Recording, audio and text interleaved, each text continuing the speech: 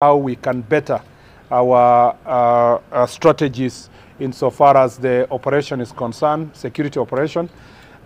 We have a few criminals who are still roaming around this that belt that I have spoken to, and many of whom are causing havoc between the two communities. There has been consistent stealing of livestock.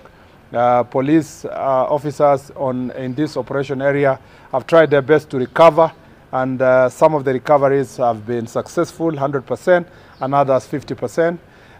We are unlucky that in some of these instances we have lost lives. This is an area that also we have a serious challenge of highway robbery, particularly the road between here in Maralal up to Baragoi.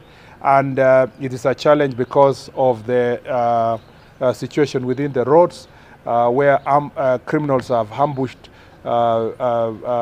public service vehicles, police vehicles, vehicles carrying prisoners, and that has persisted for some time. The good news is that the government of Kenya is going to tarmac the road from Maralal to Baragoi. Already the tender has been advertised. We believe that the procurement process will be completed soon, and we expect that the contractor will be given the work, will start renovating the road ahead of works, ahead of the full tarmacking of this road. This poor infrastructure in Samburu is one of the greatest contributors towards insecurity, and it is the reason why there are safe havens for criminals in some of the parts, because they are inaccessible.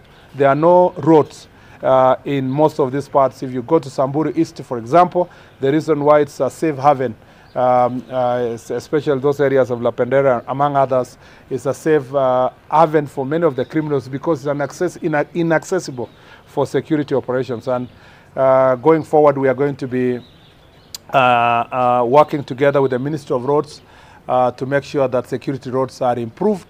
We already have a conversation on how we will do this, but the tarmacking of this road will make a significant difference in this area.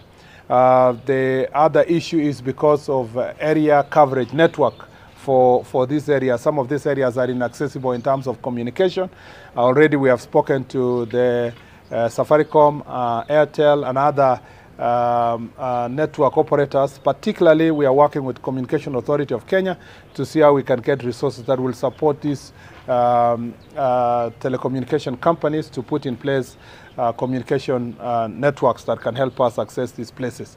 We are also making sure that security operations target not just the perpetrators of the crimes, but also the financiers, together with their supporters, inciters.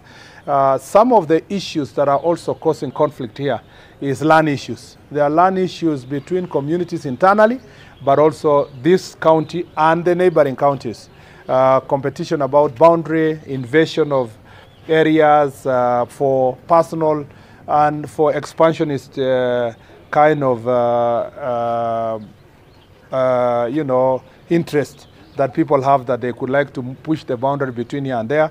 And as I said yesterday when I was in West Pokot, boundary issues persist across the country, and our recommendation already is towards having a multi-agency interministerial framework of locating the 1992 district boundaries, to make sure that it doesn't matter if you come from which community. If you are Samburu and you find yourself that your boundary takes you to Marsabit, then you are a Samburu in Marsabit, and there is nothing wrong with that.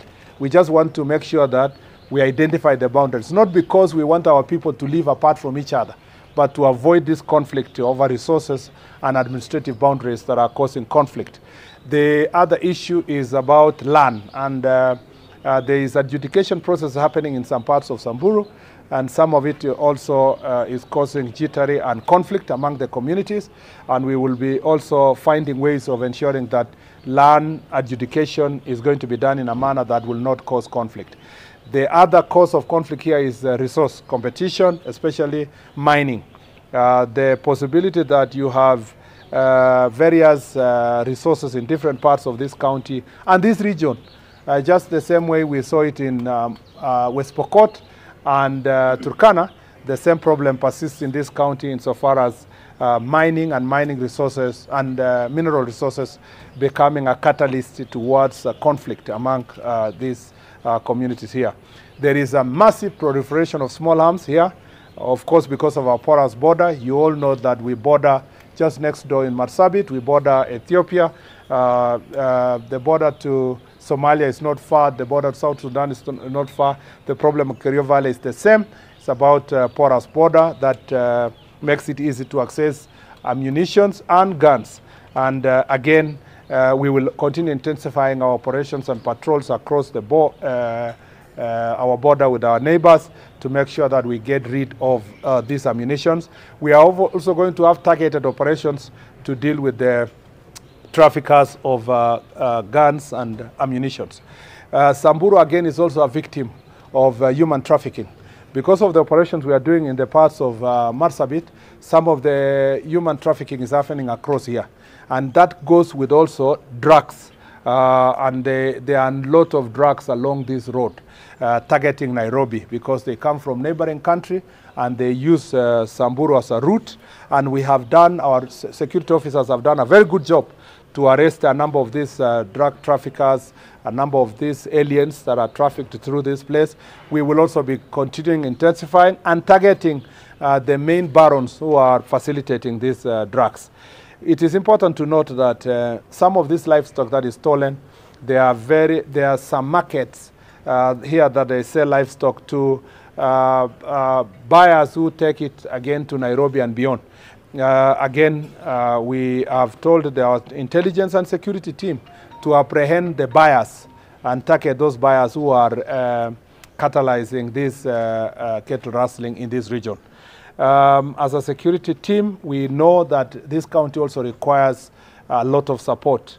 Particularly, we want to think of how we can improve access to security services and seeing how we can increase the number of police stations. Maybe in the next, in this financial year and the next one, we can build another 3 or so police stations that can help us access these very marginalized areas. We also want to operationalize Samburu West Sub-County. And in another 2 or 3 weeks, we will have posted the sub-county, the DCC, Deputy County Commissioner, and I'll be coming back here with our team to see that that is operationalized, including the divisions that were already gazetted, particularly in the most marginalized areas, so that we can take government closer to the people. We look forward to a very successful forum, and I thank you all for being with us. Look forward to now summarizing these issues later by the leaders during the forum. Asante sana. Do we have any 2, 3 questions? 2 quick questions, Waziri. Yeah. One. And you introduce yourself. My name is Boniface Paras. Okay, Boniface. I work with Citizen TV. Okay. 2 quick questions. You've talked of porous border. Initially, during your predecessor with the current deputy president, kulikuwa na operationi ya kuwapokonya wakazi silaha haramu. Yeah. How successful was it? Yeah. 2, you served as the cabinet secretary for roads, and when this county lost area MCA, you came. Yeah. You are loaded of the same. Yeah. Many will be asking if development could be the way to tame banditry in this region. Absolutely. How soon will Baragoi Road be done and be a thing of the past? You remember when I came here as a CS roads, I promised that the road from Maralal to Baragoi will be done. And you know, the work of a CS is not his own personal work. It's for the government of Kenya, so it doesn't depend on the person who is sitting in office. And during my tenure, we did the design, and now we have moved, we have reached a stage where advertisement has been done. I can confidently tell the people of Samburu that this road will be done now under this administration. Hopefully, you know, the road construction takes 2 or 3 years, but as long as it begins this year, this calendar year, not this financial year, it will have begun. And we hope that beyond Baragoi, we can now look for other resources to move. Our intention is to make sure that it goes to North Hor and opens this corridor completely. That one will be done. maybe where you can ask how long we will do the other security roads, it now depends on the resources. We will discuss with the Ministry of Roads, and we will open the ones we will be able to open. On the question of Operation Maliza Walivu, a number of guns were recovered. I think I should be able to, during the forum, to tell the public how many we did. But let me tell you the biggest challenge in the entire this place.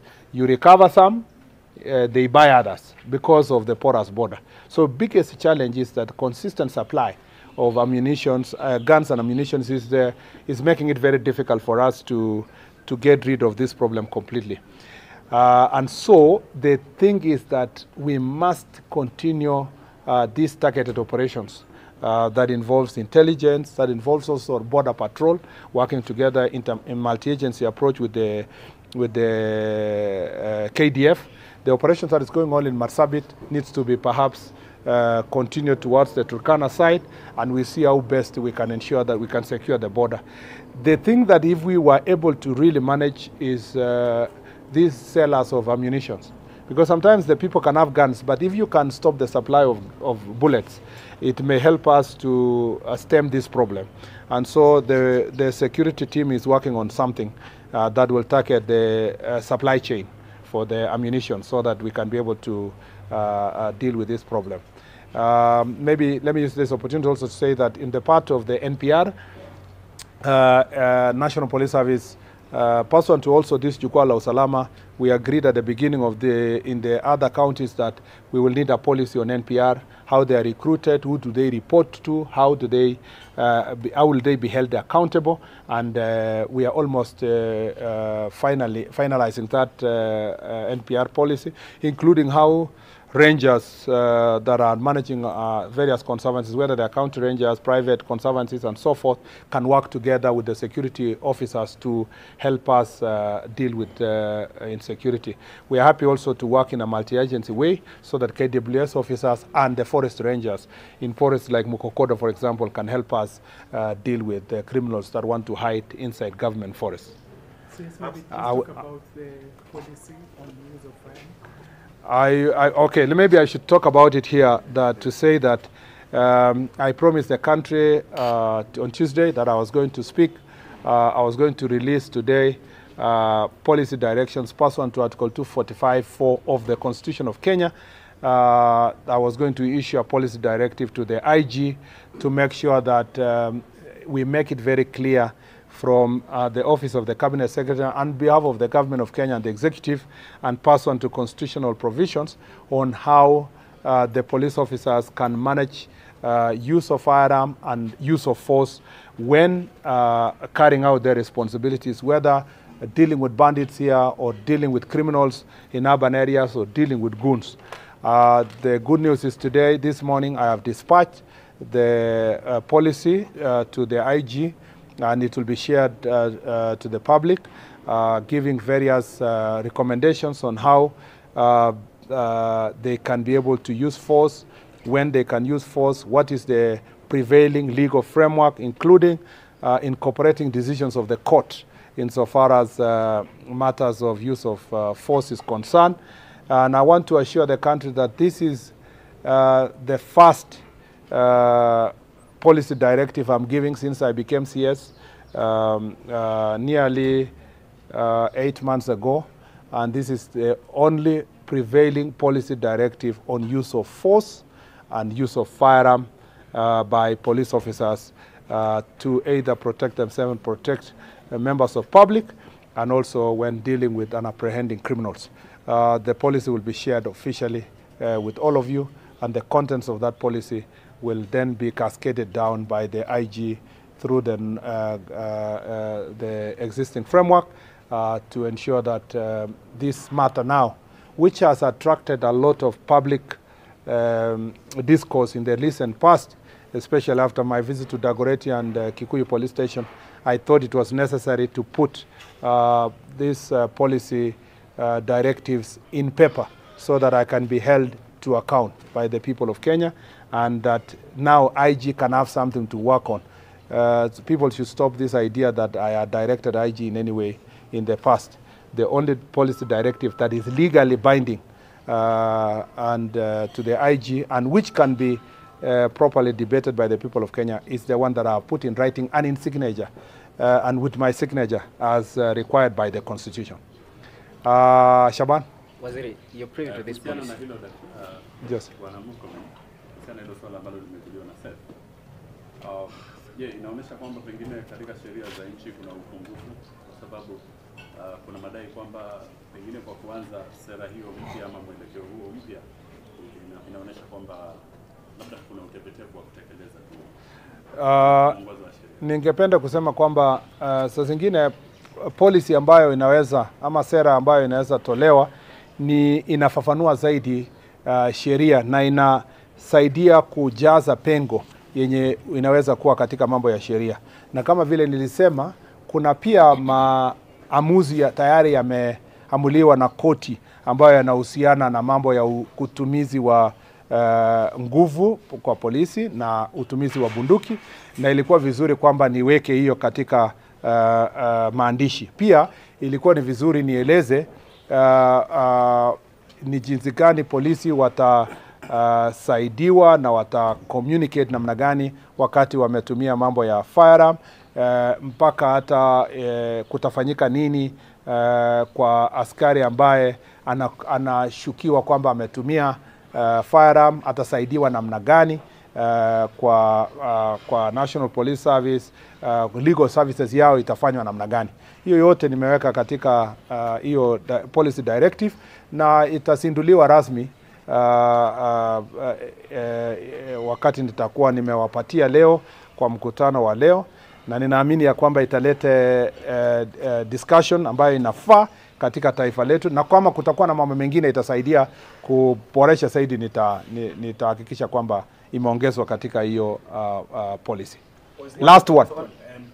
On the policy directive, have you also captured, there was a control on the how police were during the protest, or when they are going to various duties, covering of the faces? Have you also captured that? Policy direction was not on protest. The policy direction was use of firearm. And the policy direction is not use of firearm during protest. It is use of firearm at any time, anywhere, including when you are dealing with criminals, thugs, bandits. You know, the paradox in this country is that, and I said it yesterday, people are happy when we tell them, oh, you know, the police officers had to use firearm to deal with bandits. Yeah? But when they deal with similar criminals in urban areas, they will say, no, don't use firearm. It is the mentality that is fomented around this feeling that people from marginalized areas are less of citizens than the ones that are in urban and developed areas. This policy applies everywhere. If the life of a police officer is in danger in Malaso Valley, he must be able to protect himself in Malaso the same way he's protecting himself in Dagoretti. You know, that policy must apply across the country equally. And so it has captured that position. It has captured also the court's decision of Justice Mrima in Kitale on the use of force. So all those issues have been captured. I was specific on the attire. Attire is not use of force. No, that one, if there will be need for attire, that will be a different policy. There was a direction on covering of the faces. That is why I'm saying use of force by a police officer. This is how to use a firearm, not how we will dress. We will come to, if there will be, I don't see there is any confusion at the moment on how a police officer dresses. Should I find myself in a situation where that matter is of national importance and that I feel that there is a gap, I will also try to give a policy direction the same. For now, it is about use of force and use of firearm. Thank you, Waziri. Probably Thank you. The governor should say something. No, we are not saying anything else now at this place, at that point. Don't call. Thank you, thank you. Yeah, governor ni baadaye. Nataka kuseta mgavana yangu hapa. Na mambo ya use of force.